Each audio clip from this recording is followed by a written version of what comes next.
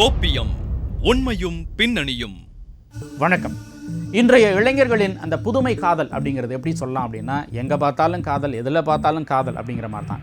இந்த புதுமை காதல் விவகாரங்களானது அப்படிங்கிறது எப்படி இருக்குன்னா, பொழுது விடியும் போது ஆரம்பித்து பொழுது சாயும் போது முடியக்கூடிய அற்பமான ஆயுளை கொண்டதாக தான் இருக்குது.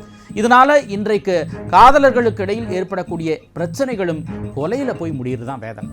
இதனை உணர்த்தும் விதமாக சென்னையில் நடந்த ஒரு சம்பவத்தை பற்றியும், நாம் பணம் கொடுத்து வாங்கக்கூடிய பொருட்களில் குறைபாடுகள் இருந்தால் நுகர்வோர் குறைதீர் ஆணையம் மூலமாக எப்படி இழப்பீடு பெறலாம் அப்படிங்கிறத நிரூபித்த ஒரு சம்பவத்தை பற்றியும் தான் இன்றைய கோப்பியம் நிகழ்ச்சியில் பார்க்க போகிறோம்.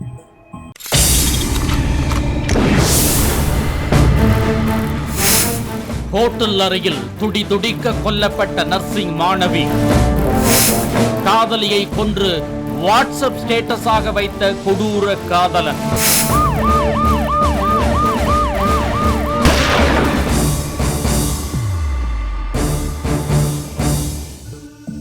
சென்னை குரோம்பேட்டையில் கேரளாவை சேர்ந்த ஒரு நர்சிங் மாணவி ஒருத்தர் 5 வருடங்களாக காதலித்து வந்த தன்னுடைய காதலனாலேயே கழுத்தை நெரித்து துடிதுடிக்க கொலை செய்யப்பட்டு அதை அந்த கொடூரமான காதலன் வாட்ஸ்அப் ஸ்டேட்டஸாக வச்ச அந்த கொடூரமான சம்பவத்தில் இருக்கக்கூடிய உண்மை என்ன, அதனுடைய பின்னணிங்கிறத இப்போ பார்க்கணும். கேரள மாநிலம் கொல்லத்தைச் சேர்ந்தவர் பௌசியா. இவர் சென்னை குரோம்பேட்டையில் உள்ள ஒரு விடுதியில் தங்கியிருந்து அங்குள்ள தனியார் மருத்துவக் கல்லூரியில் நர்சிங் படித்து வந்தார்.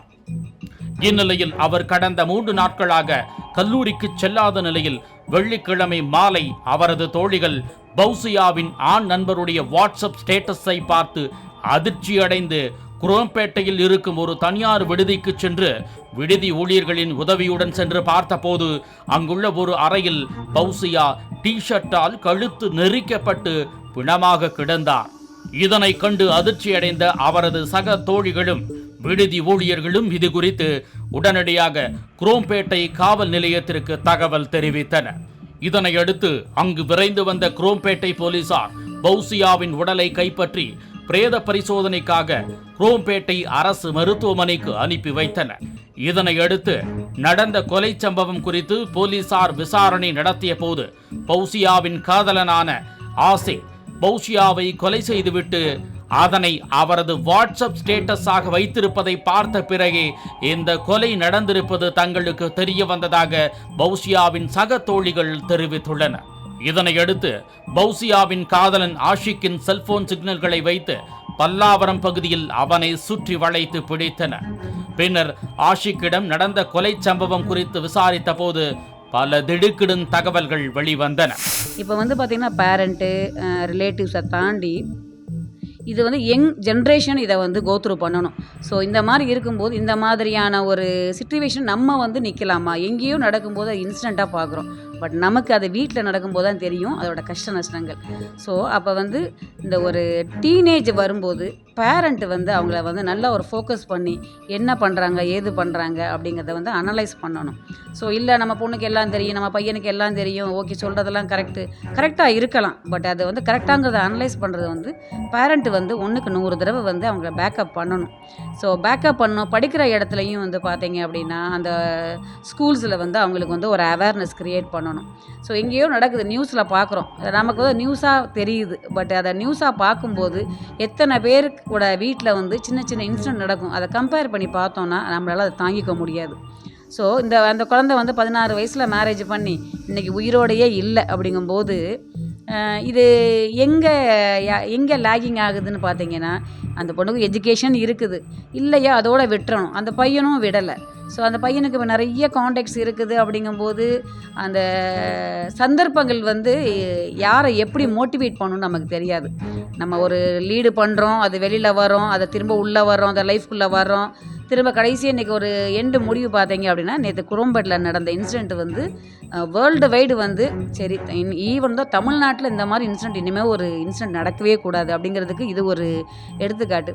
கேரள மாநிலம் கொல்லத்தைச் சேர்ந்த பௌசியா கடந்த 2 வருடங்களாக குரோம்பேட்டையில் தங்கி அங்கே இருக்கக்கூடிய ஒரு மருத்துவக் கல்லூரியில் நர்சிங் படிச்சுட்டு இருந்திருக்கிறாங்க. இந்த நிலைமையில் கடந்த 2 நாட்களாக அவங்க வகுப்புக்கு போகலை அப்படின்னு சொல்லப்படக்கூடிய நிலைமையில் அங்கே இருக்கக்கூடிய விடுதியில் கொலை செய்யப்பட்டு கிடந்த கொடூரமான பின்னணியில் அவருடைய காதலன் ரஷீத் இருந்திருக்கிறார். இந்த ரஷீத் யாரு, எதுக்காக இந்த கொடூரமான கொலையை அரங்கேற்றினார் அப்படிங்கிறத இப்போ பார்க்கலாம். கேரள மாநிலம் கொல்லம் தென்மலாவைச் சேர்ந்த பௌசியா 16 வயது இருந்த போதே ஆஷிக்கை காதலித்து வந்துள்ளார். இதனையடுத்து இருவரும் திருமணம் செய்து கொண்டுள்ளனர்.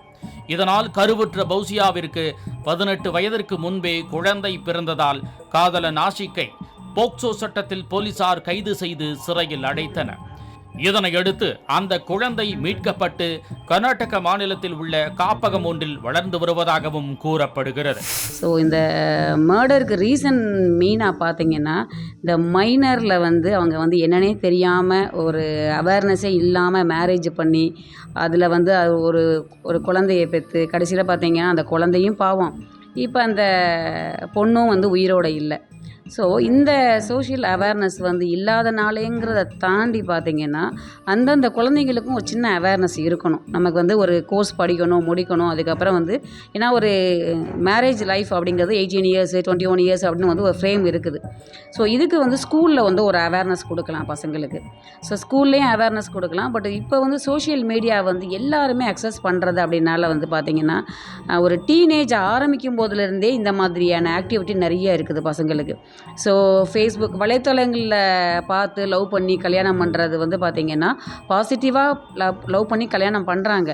ஐ மீன் 16 வயசோ 18 வயசோ கன்வின்ஸ் பண்ணி பண்ணுறாங்க, இல்லை வெயிட் பண்ணி 18 வயசோ பார்த்திங்கன்னா. பட் அவங்களோட பேசிக் எதுவுமே தெரியாது.